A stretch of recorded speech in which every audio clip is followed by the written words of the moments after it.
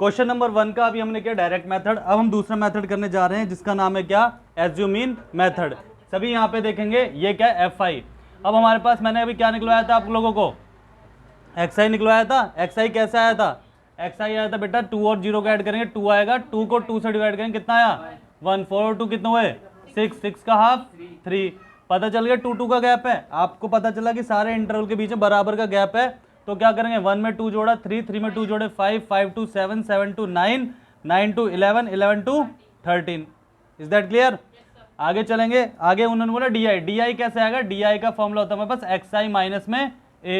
अब भाई A क्या है, A जो है एज्यूम मीन है। एज्यूम मतलब क्या होता है, किसी भी चीज को मान लेना, जिसे कहते हैं कल्पित माध्य, ठीक है, जिसको हमने क्या किया, मान लिया। माना क्या, 1 2 3 4 5 6 और एक कितनी वैल्यू है ये 7। कितनी वैल्यू, ध्यान से सुन लो, कितनी है ये, XI में कितनी वैल्यू है 7। 3 ऊपर की छोड़ दी और 3 कहाँ की छोड़ दी, नीचे की, बचा क्या, इसको क्या मान लिया A। क्या मान लिया इसको A। तो यहाँ पे क्या आएगा XI माइनस में A, दैट मीन्स 1 माइनस में 7 कितना बचा। अगर 1 माइनस 7 करूंगा तो कितना आएगा माइनस का 6। ध्यान से सुनना कि XI की वैल्यू क्या है 1 और A की वैल्यू क्या है 7, बीच में माइनस लगा तो माइनस, 1 में से माइनस 7 गए तो कितने बच्चे -6। अब यहाँ पे क्या है 3 माइनस में 7, 5 माइनस में 7, 7 माइनस में 7, 9 माइनस में 7, 11 माइनस में 7 और 13 माइनस में 7। ये बात किसको समझ में नहीं आ रही मुझे बता दो। यहाँ पे लिखा है XI, XI पूरी की पूरी वैल्यू है, XI मैंने आगे लिख दी, उसमें से किससे माइनस करना था A को। A क्या मान रखा है मैंने 7, सब में से 7 माइनस कर दिया।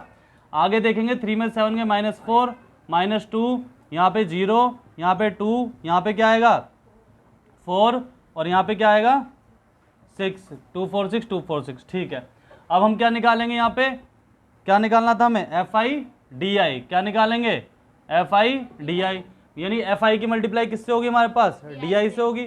तो ध्यान से सुनना, 6 1 जा कितने हो गए 6, 4 2 जा कितने हो गए 8, 2 1 जा कितने हो गए 2 और 0 5 जा 0, 0 5 जा 0, 2 6 जा कितने हो गए 12 और 4 2 जा कितने हो गए 4 2 जा 8 और यहाँ पे 6 3 जा कितने हो गए 18।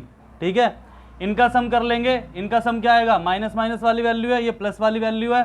6 और 8 कितने हो गए 14, 14 और 2 कितने होते हैं हमारे पास 16, यानी मैंने यहाँ पे लिख लिया माइनस का 16।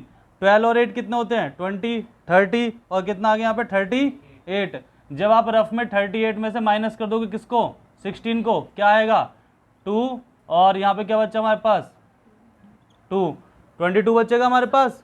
ठीक, तो यहाँ पे मैंने क्या लिख दिया 22। इसका मतलब x mean is equal to A की जो वैल्यू मानी थी वो क्या है हमारे पास 7, प्लस में सिग्मा FI DI कितना आया 22। FI की वैल्यू कितनी थी मेरे पास 20। ठीक है, अब क्या कर दिया 2 1 जा 2, 2 1 जा 2 और 2 10 जा कितने हो गए 20। ठीक है, क्या आ गया mean is equal to 7 plus में 11 अपॉन में 10। 11 को अगर 10 से डिवाइड करूंगा तो बेटा अगर नीचे 0 होता है तो क्या आएगा 1.1, एक डिजिट के बाद पॉइंट लग जाएगा, तो मीन इज इक्वल टू क्या हो जाए 7 और 1 8.1। ये क्या आ गया मीन, ये क्या आ गया आंसर। किस मेथड से हमारे पास, एज्यूम मीन मेथड। ठीक है, क्लियर, तीनों मेथड से करवाएंगे। डायरेक्ट मेथड से भी हमारे पास 8.1 आया था, एज्यूम मीन से भी 8.1 आया और अब स्टेप डेविस मेथड से भी 8.1 आएगा। क्लियर है, इसे कॉपी कर लो फिर आगे बताता हूँ।